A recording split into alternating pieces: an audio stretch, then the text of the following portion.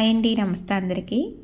ఈరోజు వీడియోలో road side బండి మీద అమ్మే చికెన్ పకోడీ ఇంట్లోనే చాలా ఈజీ అండ్ టేస్టీగా ఎలా తయారు చేయాలో చూపిస్తాను. వీడియోని స్కిప్ చేయకుండా పూర్తి వరకు చూడండి. ముందుగా బోన్లెస్ చికెన్ తీసుకొని ఇలా చిన్న ముక్కలుగా కట్ చేసి శుభ్రంగా కడిగి ఒక గిన్నెలో వేసుకోవాలి. ఇలా వేసి 1/2 టీ స్పూన్ పసుపు, రుచి సరిపడా సాల్ట్, తగినంత కారం,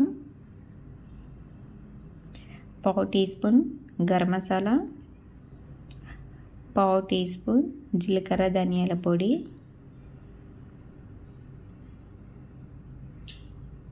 1 టీ స్పూన్ అల్లం వెల్లుల్లి పేస్ట్ వేసుకోవాలి. అల్లం వెల్లుల్లి పేస్ట్ ఫ్రెష్గా దంచి వేసుకోవాలి. అల్లం వెల్లుల్లి పేస్ట్ ఫ్రెష్గా దంచి వేసుకుంటే చికెన్ పకోడీ టేస్ట్ చాలా బాగుంటుంది. ఇలా ఈ మసాలాలన్నీ వేసి ఒకసారి ఇలా బాగా కలుపుకోవాలి. ఇలా బాగా కలిపిన తర్వాత 2 టేబుల్ స్పూన్స్ శనగపిండి వేసుకోవాలి. 1 టీ స్పూన్ బియ్యం పిండి, 1 టీ స్పూన్ కార్న్ఫ్లోర్ వేసుకోవాలి. మీ దగ్గర కార్న్ఫ్లోర్ లేదనుకుంటే 1 టీ స్పూన్ ఎక్స్ట్రాగా బియ్యం పిండి వేసుకోవచ్చు. ఇలా ఇవన్నీ వేసి కొంచెం చిటికెడు ఫుడ్ కలర్ వేసుకోవాలి. ఫుడ్ కలర్ అనేది ఆప్షనల్, మీకు ఇష్టమైతే వేసుకోవచ్చు. ఇలా ఇవన్నీ వేసుకొని ఒకసారి ఇలా బాగా కలుపుకోవాలి. ఇప్పుడు ఇలా కలిపి కొంచెం కొంచెం వాటర్ వేసుకుంటూ మళ్ళీ ఒకసారి ఇలా బాగా కలుపుకోవాలి. మనం పకోడీకి పిండి కలిపినప్పుడు ఒకసారి వాటర్ వేయకుండా ఇలా కొంచెం కొంచెం వాటర్ వేసుకుంటూ ఇలా బాగా కలుపుకోవాలి. మనం చికెన్ తీసుకున్న క్వాంటిటీని బట్టి మసాలా, కారం, పిండి ఇవన్నీ వేసుకోవాలి. ఇలా బాగా కలిపిన తర్వాత మూత పెట్టి 10 to 15 మినిట్స్ పక్కన పెట్టి బాగా నాననివ్వాలి. ఇలా 10 to 15 మినిట్స్ పక్కన పెట్టి నాననివ్వడం వల్ల మనం వేసిన కారం, మసాలా ఇవన్నీ చికెన్ ముక్కలకి బాగా పడుతుంది.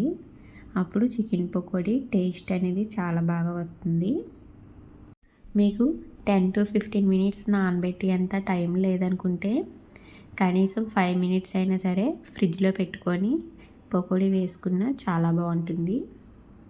ఇలా నానిన తర్వాత మళ్ళీ ఒకసారి ఇలా బాగా కలిపి పక్కన పెట్టుకోవాలి. ఇప్పుడు స్టవ్ ఆన్ చేసి స్టవ్ మీద ఇలా చిన్న కడాయి పెట్టుకోవాలి. ఇలా లోతుగా ఉండి ఆయిల్ తక్కువగా పడే చిన్న కడాయి పెట్టుకోండి. ఇలా కడాయి హీట్ అయిన తర్వాత డీప్ ఫ్రైకి సరిపడా ఆయిల్ వేసుకోండి. ఆయిల్ మరీ ఎక్కువగా వేసుకోకుండా చికెన్ ముక్కలు ములిగి ఫ్రై అవ్వడానికి సరిపడా ఆయిల్ వేసుకుంటే సరిపోతుంది. మరీ ఎక్కువగా ఆయిల్ వేసుకుంటే ఈ ఆయిల్ మళ్ళీ మనం యూజ్ చేయడానికి పనికిరాదు, ఆయిల్ వేస్ట్ అయిపోతుంది కదా. అందుకే ఆయిల్ వేసుకున్నప్పుడే కొంచెం చూసుకొని ఆయిల్ వేసుకోవాలి.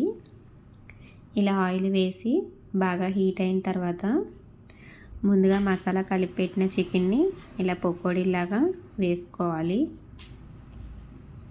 ఇలా పకోడీలా వేసుకొని బాగా ఫ్రై చేసుకుంటే చికెన్ పకోడీ రెడీ అయిపోతుంది.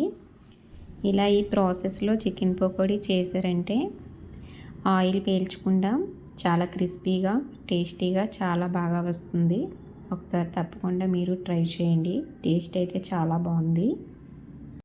ఆయిల్లో పకోడీలాగా వేసిన తర్వాత వెంటనే కలపకుండా కొంచెం ఫ్రై అయిన తర్వాత ఇలా కలుపుకుంటూ ఫ్రై చేసుకోవాలి.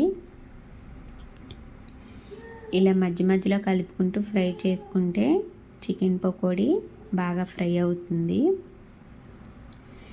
పకోడీ ఫ్రై చేసినప్పుడు స్టవ్ మంటను లో ఫ్లేమ్లో పెట్టే ఫ్రై చేసుకోవాలి.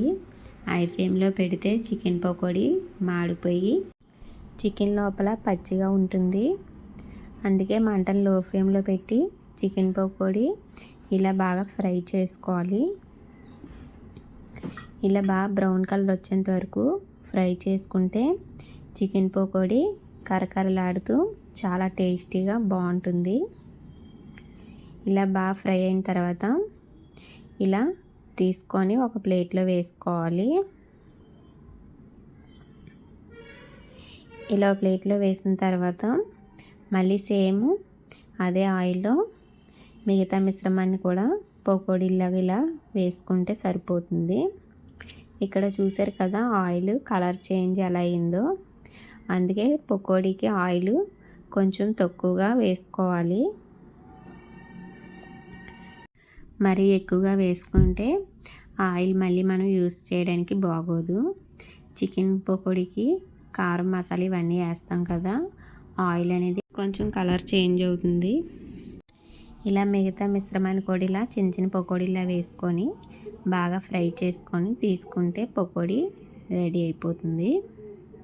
చూసారు కదా, చాలా ఈజీ అండ్ టేస్టీగా రోడ్ సైడ్ బండి మీద అమ్మే క్రిస్పీ చికెన్ పకోడీ సింపుల్గా ఎలా తయారు చేయాలో చూసారు కదా. ఒకసారి మీరు తప్పకుండా ట్రై చేయండి. టేస్ట్ అయితే చాలా బాగుంది. పిల్లలు కూడా చాలా ఇష్టంగా తింటారు. నా వీడియో నచ్చినట్లయితే లైక్ చేసి కామెంట్ చేయండి. ఇలాంటి మరిన్ని వీడియోస్ కోసం నా ఛానల్ని సబ్స్క్రైబ్ చేసి పక్కనే ఉన్న బెల్ ఐకాన్ క్లిక్ చేయండి. Bye bye.